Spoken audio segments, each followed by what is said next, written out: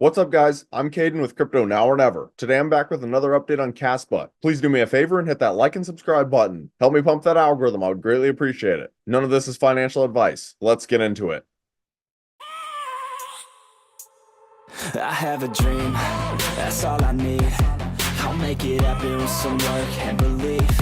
Know what I want. So Kaspa is currently trading at a price point of just over 13.5 cents. Their market cap is 3.1 billion and ranks 45th among all cryptocurrencies. And I will say, for the last couple months, Kaspa has just been falling and falling and falling, which isn't necessarily a bad thing to see because we have ran up super fast in the last year. And then their circulating supply is 23.1 billion out of a max supply of 28.7 billion, which is about 80.7% in circulation. And if you are looking to buy the dip on Kaspa, I recommend using KuCoin or MEXC. I think those are the two easiest centralized exchanges to use. And actually, it wasn't even that long ago that Kaspa reached all-time highs. It was February 20th. See, I thought at this point it was actually a couple months ago, but it's only about a month and 10 days. But in general, a 27% retracement is not actually that bad.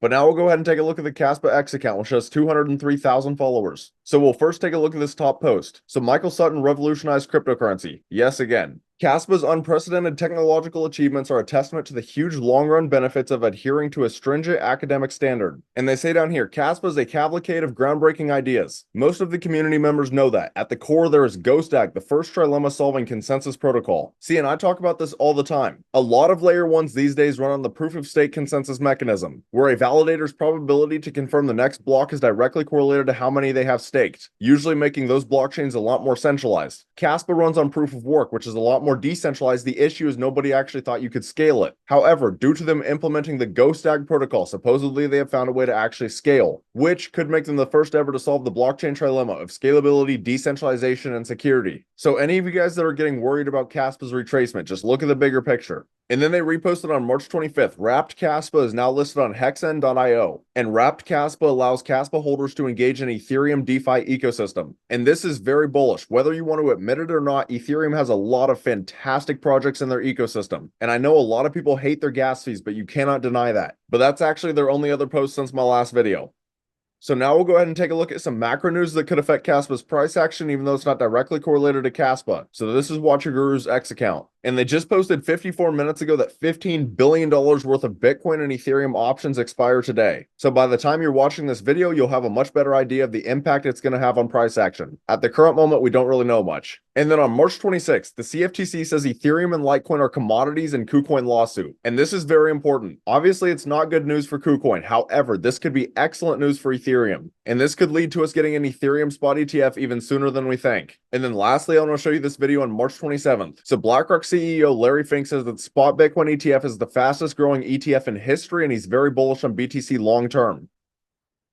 I'm very bullish on the long-term viability of Bitcoin. I was going to say, did that surprise you? That surprised me how much that's gone up. I mean, look, it is. We're creating now a market that has more liquidity, more transparency, and I'm pleasantly surprised, and I would never have predicted it before we filed it, that we were going to see this type of retail demand. But you thought you'd do good, but not this good. I thought, yes. Well, Definitely. IBIT is your ETF Yes. over at iShares. Yes. It's about to overtake Grayscale, which was in the business certainly a lot longer. You look at the gains since January 11th when it first came about. Yes. Have you ever seen this much inflow this quickly into IBIT is the fastest growing ETF in the history of ETFs. And what you have to understand is that Larry Fink is the CEO of BlackRock, and BlackRock is the world's largest asset manager in charge of almost $10 trillion of funds, which quite possibly makes him one of the most powerful people in the United States. So hearing him say he is bullish on BTC long-term is extremely bullish for the entire crypto market. And this is the kind of stuff I love to see. I genuinely do not understand how anyone could doubt cryptocurrency at this point. But while we are on X, you guys should come over and give your boy a follow at Crypto Now or Never. I post on here pretty much every single day, and we've actually been making some very profitable calls. And I think you guys will get some very useful information. And then I do also want to take a moment to talk about my private Discord through Patreon. So at the current moment, I have 3 different tiers, but there are many benefits to joining my Discord. For example, this is going to give you guys closer access to me, and you guys are going to be able to track the cryptos that I'm personally buying, selling, considering buying, and even the cryptos that I currently hold. And a lot of the cryptos we are trading in here are microcap gems, less than than 10 million in market cap, and my community is also constantly calling out opportunities that they are seeing in the markets. However, just to show you what I'm talking about, take Mind AI for example. This is the most recent example. You would have known about this project at a $1.9 million market cap, and it shot all the way up to a $32 million market cap, and you could have made 1,642% in 5 days. Those are life-changing gains. But it's not just this. We have been making thousands and thousands of percent gains on AI projects through this entire pump. One of our biggest hits was GraphLink Protocol with over a 40x. So if this sounds like something you guys might be interested in, I have the link right here on my YouTube homepage, and it's also in the description of the video. I would love to have you guys in here. We are truly building an amazing community.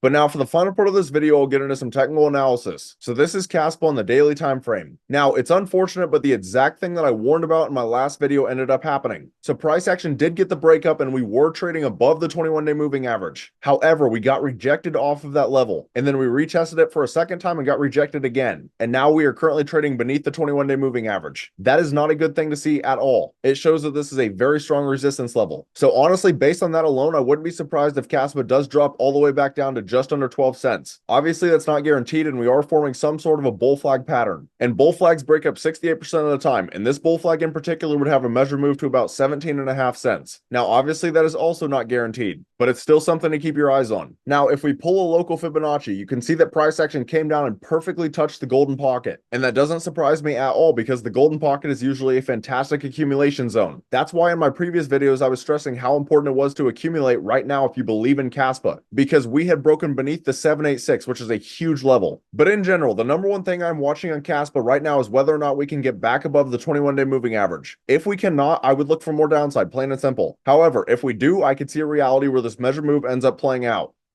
But lastly, we'll take a look at Bitcoin as it's correlated to most altcoins. Now, this is Bitcoin on the daily time frame. And as most of you guys know, for about the last 2 weeks or so, I've had Bitcoin drawn on this bull flag. And this bull flag ended up breaking out perfectly. And we got right back above the 21-day moving average. However, this bull flag does have a measure move to about 79,900. Now, I'm going to keep it very brief on Bitcoin as well. Yes, we did break above the 21-day moving average. That is a very good sign. However, all of these candles have tweezer tops, which shows that we don't want to go much higher at the moment. So to be completely honest with you, I would not be surprised at all if we just trade sideways for a little while. Obviously, macroeconomics can change a lot. However, again, Bitcoin looks very indecisive right now. So be prepared for anything. Watch the 21-day moving average. If we break beneath it, expect more downside. And just always remember, crypto is still an extremely volatile asset class. Anything can happen.